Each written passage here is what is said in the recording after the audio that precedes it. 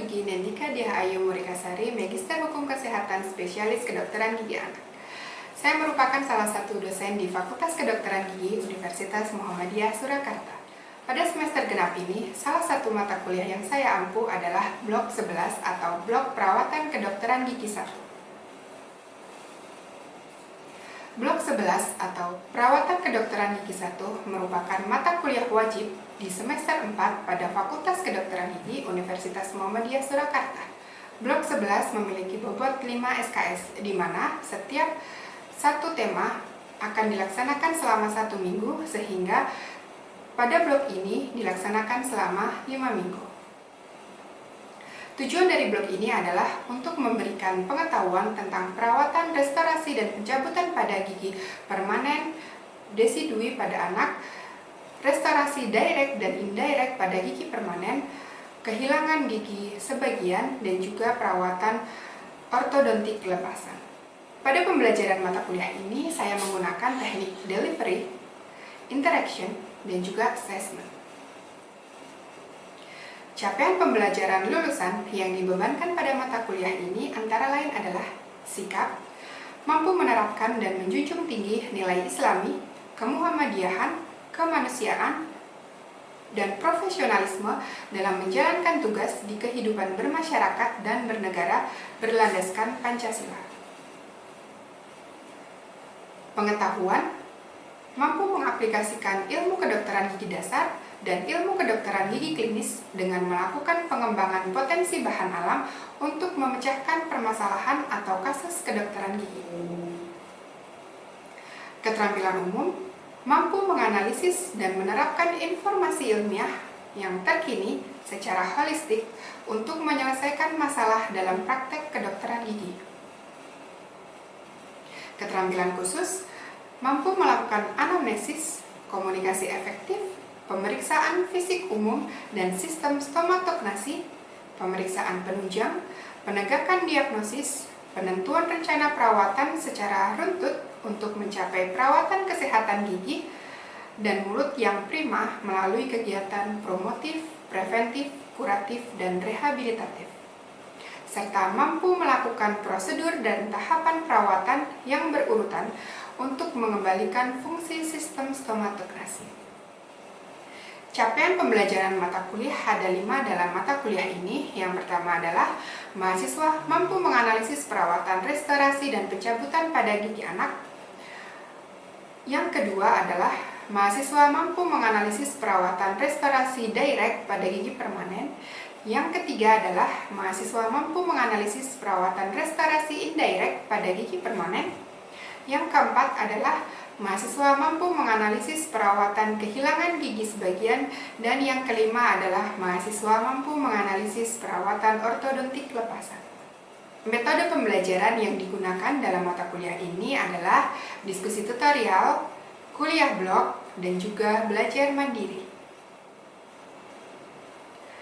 Beberapa karakteristik proses pembelajaran dalam mata kuliah ini adalah interaktif, holistik, integratif, saintifik, kontekstual, tematik, efektif, kolaboratif, dan juga student-centered learning.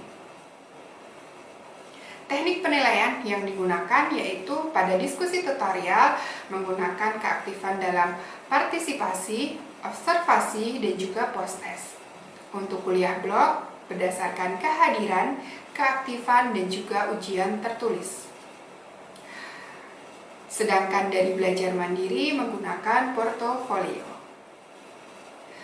Asesmen dalam pengambilan nilai akhir blok didapatkan dari 20% nilai tutorial yang meliputi keaktifan 15% dan post-test 5%.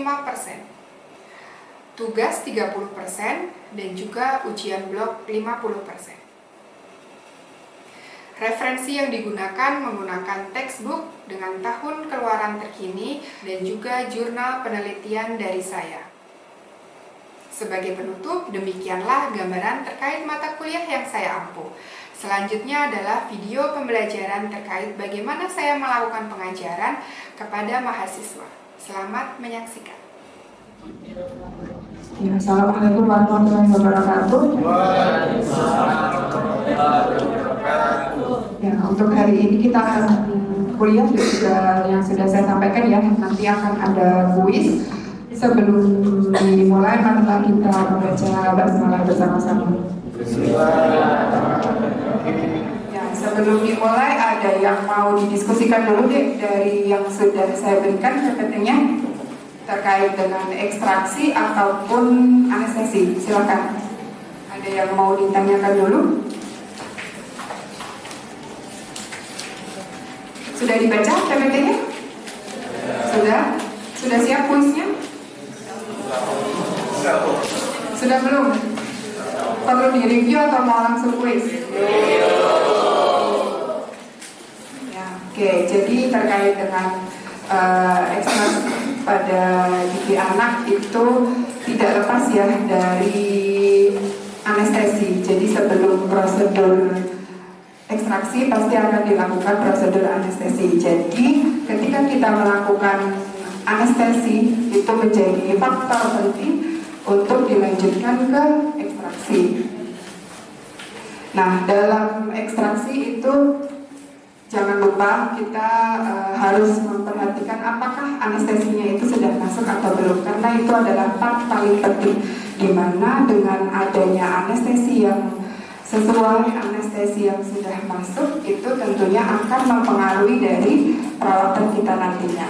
Walaupun secara harfiah kalau kita melakukan anestesi sudah masuk, tapi dengan pencabutan itu adalah suatu part yang menegangkan bagi anak ya. Jadi harus dikelola bagaimana manajemen perilaku anak. Oke, kemudian untuk ini apa sih yang membedakan antara pencabutan pada gigi desidui dan pada gigi permanen? Kira-kira apa?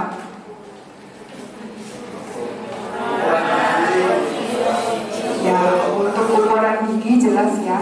Lebih kecil yang mana giginya? Ya, lebih kecil gigi susu atau gigi desidui. Kemudian walaupun ukuran gigi desiduinya itu lebih kecil, tapi proporsi dari akar gigi desidui dengan mahkota gigi desidui itu lebih besar akarnya.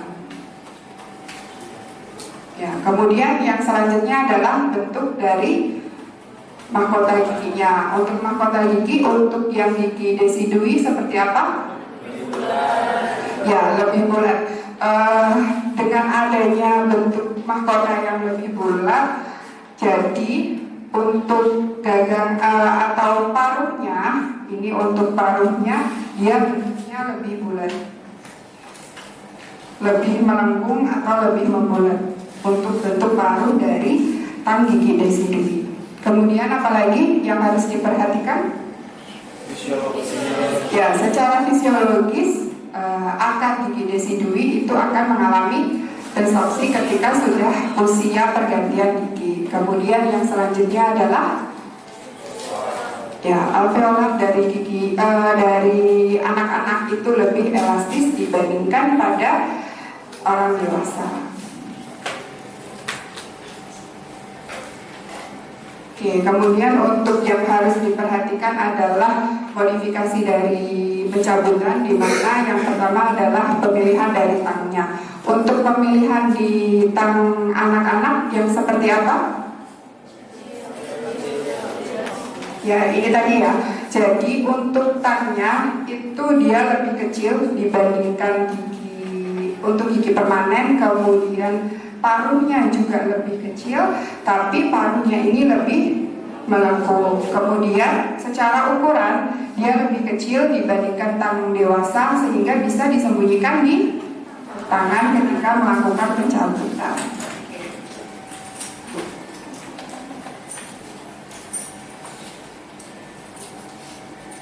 Ya, itu tadi ya alasan pemilihan forceps untuk gigi desidui. Sudah saya sampaikan tadi, ukurannya lebih kecil, tangnya juga lebih kecil sehingga mudah disembunyikan oleh tangan. Kemudian paruhnya juga lebih kecil sehingga mudah beradaptasi dengan anatomi dari gigi desidui. Kemudian untuk gigi desidui itu tidak disarankan menggunakan tang yang bentuknya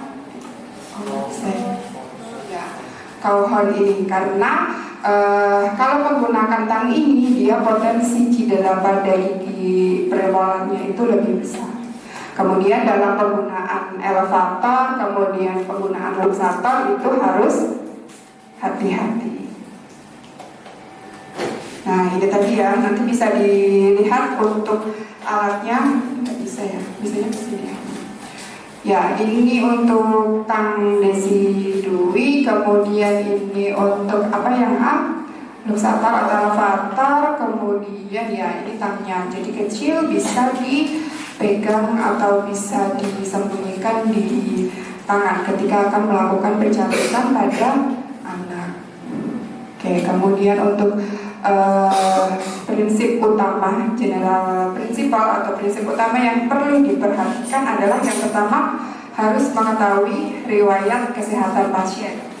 Kemudian selanjutnya kita harus melakukan pemeriksaan secara menyeluruh. Jika diperlukan itu bisa melakukan foto ronsen. Kemudian selanjutnya adalah mewaspadai adanya gigi permanen penerusnya. Jadi jangan sampai ketika kita melakukan ekstraksi itu akan melukai benih dari gigi permanennya.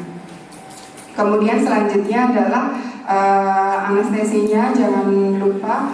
Kemudian ketika kita melakukan anestesi itu harus dinilai sejak awal. Apakah pasien ini bisa dilakukan anestesi lokal atau memang tidak bisa dilakukan anestesi lokal, sehingga harus dilakukan anestesi general. Jadi jangan sampai kita di tengah-tengah sudah melakukan perawatan ternyata baru sadar, oh saya salah, ternyata pasiennya ini kontraindikasi untuk dilakukan anestesi lokal gitu ya.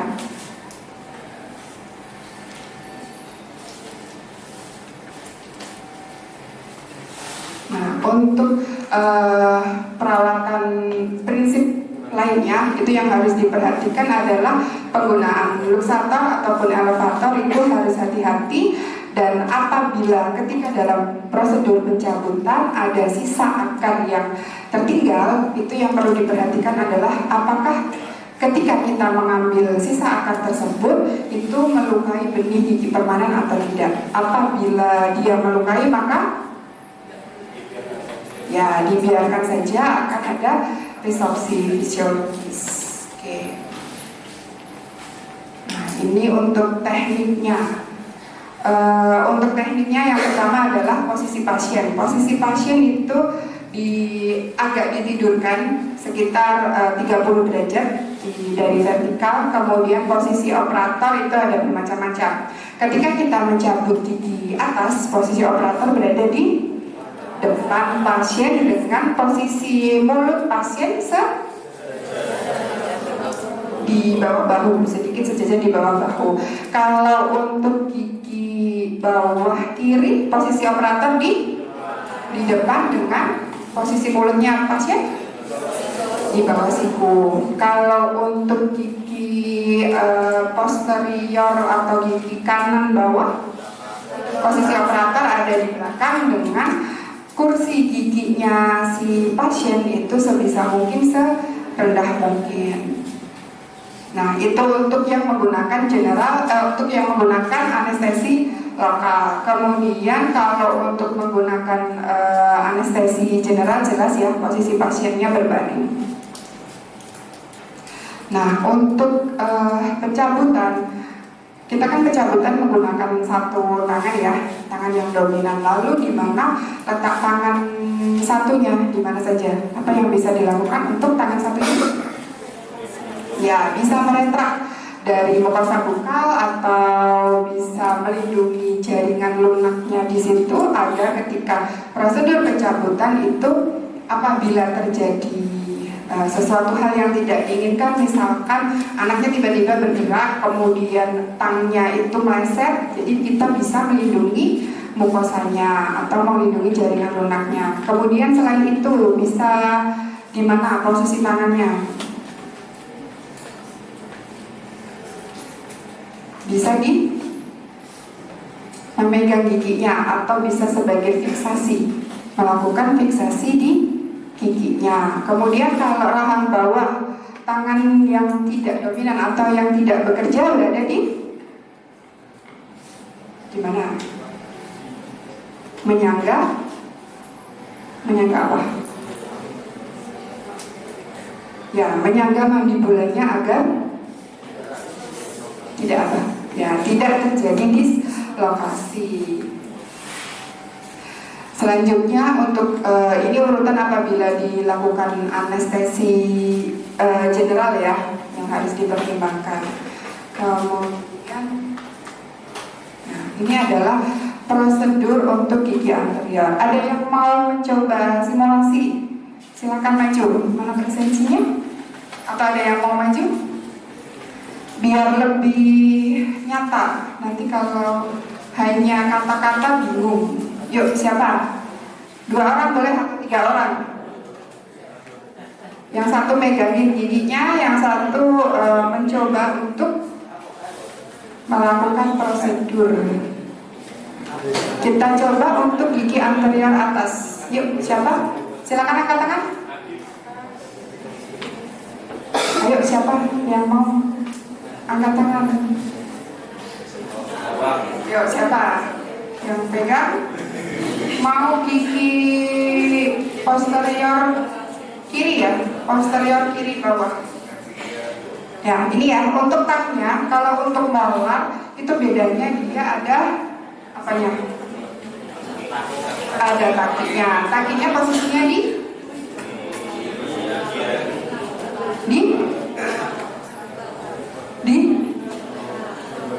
lebih tepatnya. Kakinya ada 1 apa 2? Berarti di mananya? Untuk yang di bawah.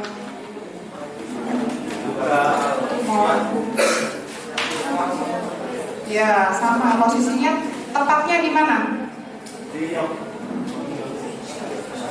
Di bifurkasinya. Oke, ini mau gigi kiri bawah. Posisi operator ada di depan dengan posisi mulut berada di bawah siku. Oke, terus tangan aktifnya tangan kanan. Tangan kirinya bisa untuk kalau dari depan kemudian posisinya merangkul pasien sulit tidak? Berarti gimana kalau di depan? Agak posisi ke depan, terus kalau kamu tekan giginya nanti kecabut gak giginya? Ya, posisinya bisa di mandibulanya dengan, nah ayo, ini coba, bentar, saya posisikan.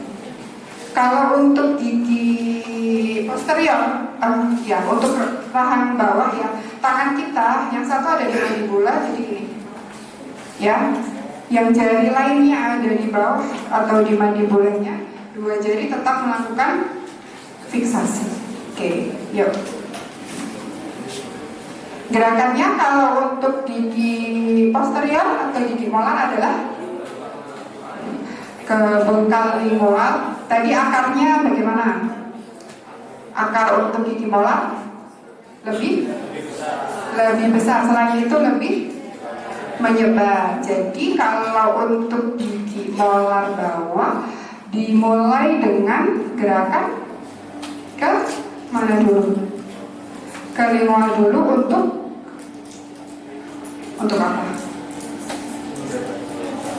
Untuk memperlebar dari soketnya, kemudian baru ke bengkal lingual secara bergantian. Oke, silahkan dicoba. Gerakannya coba diulangi, karena ini gampang ya kalau di modelnya. Gerakannya bisa dikombinasi dengan gerakan apa selain bengkal ke lingual? Ya, dengan angka 8. Oke, yuk. Ya, terus ya, oke. Tadi untuk prosedur pencabutan, ada yang mau bertanya terkait prosedur pencabutan? Kemudian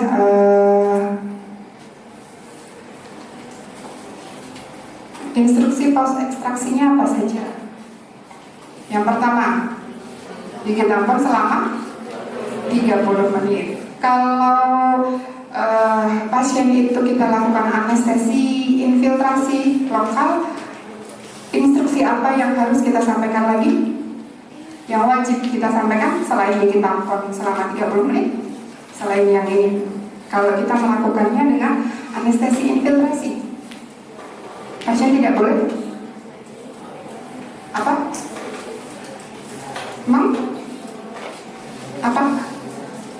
Menghisap-hisap. Selain itu hampir mirip, tidak boleh diapakan? Digigit. Apanya yang tidak boleh digigit? Bibirnya. Kenapa? Terus kalau mati rasa bisa menyebabkan apa namanya? Trauma mastikasi. Itu ya yang penting sampaikan kepada orang tua pasien, itu wajib ya. Selain gigi tampon, kemudian dilarang menggigit agar tidak terjadi trauma mastikasi, itu wajib harus disampaikan. Selain apa yang ada di sini tadi. Oke, sampai di sini ada yang mau ditanyakan dulu sebelum kita mulai kuis karena waktunya sudah mepet ya. Ada yang mau bertanya? Belum? Oke, kalau belum boleh dikeluarkan HP-nya atau mau pakai laptop juga boleh. Untuk namanya, NIM-nya 3 nomor di belakang, terus nama depan ya. Jangan nama yang aneh-aneh, nanti saya bingung masukin nilainya. Oke. Nanti setiap soal itu ada berbagai jenis, ada yang dengan ganda, ada yang benar salah, kemudian ada yang mencocokkan, ada yang mengisi titik-titik berbeda-beda. Kemudian kok 93 ini? Berapa orang? Ayo, ada yang pakai double. Ayo, siapa yang pakai double? Yang diambil nilainya yang paling atas. Oke, kita mulai ya. Waktu maksimal 10 menit.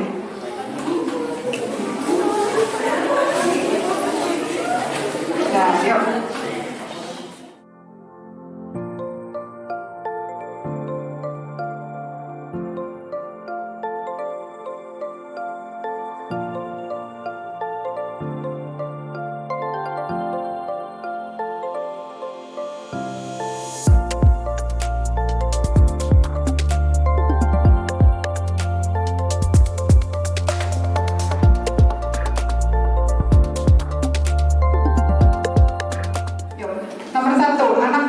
Berusia 6 tahun datang bersama ibunya dengan keluhan gigi goyang. Hasil pemeriksaan objektif gigi 71 luksasi derajat 3. 71 di mana?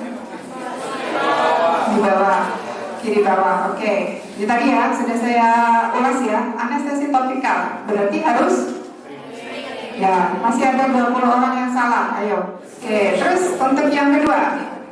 Nih dipasangkan.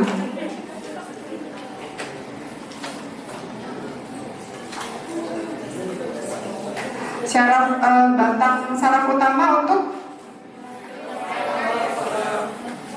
ya blok. Kemudian untuk cabang sekunder saraf utama vein blok. Oke. Cabang terminal saraf infiltrasi. Oke. Terus cara kerja anestesi adalah yang pertama ya, menembus neuron terlebih dahulu, kemudian memediasi perubahan reseptor natrium di membran saraf, kemudian memblokir saluran natrium, terjadi penghambatan rangsang syaraf sehingga gagal mengirimkan informasi. Oke, ini apa? Nah, siapa ini 26 orang yang masih salah ini? Ya. Kemudian saat prosedur pencabutan ada akar yang salah, masih ada 6 orang yang juga salah.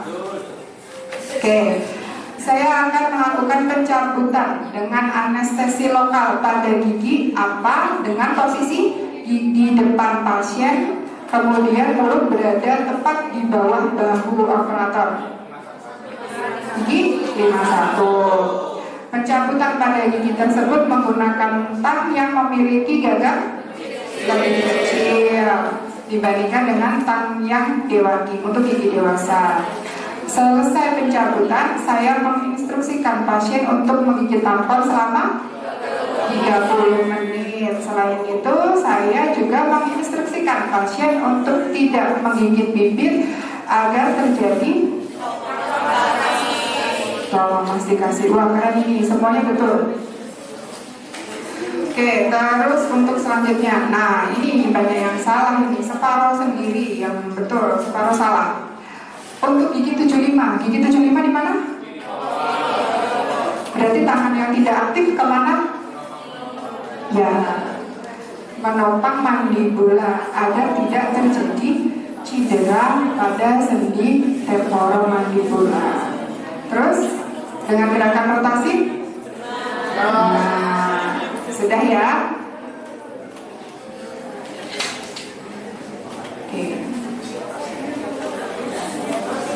Oke, ada yang mau bertanya terkait prosedur anestesi ataupun pencabutan setelah kuis ini? Silakan. Ya. Sebelumnya izin bertanya dokter, saya Farisa dari 64. Izin bertanya mengenai yang ada di PPT itu untuk pencabutan gigi molar permanen 1 itu dijelaskan kalau akan sulit dielevasi kalau gigi mesialnya atau premolar 2-nya atau gigi desidui molarnya itu ya tidak ada. Itu kenapa itu? Ya. Ini untuk gigi molar ini ya, saya contohkan di gigi ini. Misalkan tadi apa? Molar atas atau bawah? Sama aja. Ya, nih. Elevasi adalah menggunakan elevator ya. Untuk gigi misalkan nih,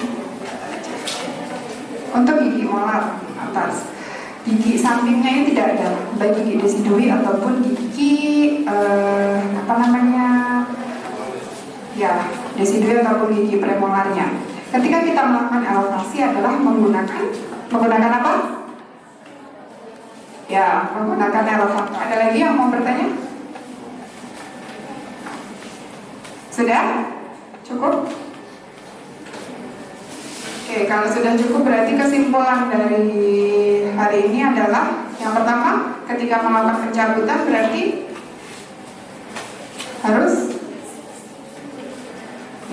harus menentukan jenis anestesi terlebih dahulu yang digunakan. Kemudian yang kedua harus pemilihan dari tang yang akan digunakan untuk pencabutan tersebut harus sesuai dengan kondisinya. Mengingat untuk gigi desidui itu anatominya lebih kecil, kemudian bentuk mahkotanya lebih membulat dan alveolarnya lebih elastis. Kemudian yang selanjutnya adalah posisi operator dan teknik pencabutan disesuaikan dengan gigi yang akan dicabut. Dan yang terakhir adalah jangan lupa untuk menginstruksikan pos ekstraksi. Oke, kalau sudah tidak ada yang mau ditanyakan, mari kita tutup dengan bacaan hamdalah dan doa kepada majelis. Alhamdulillah.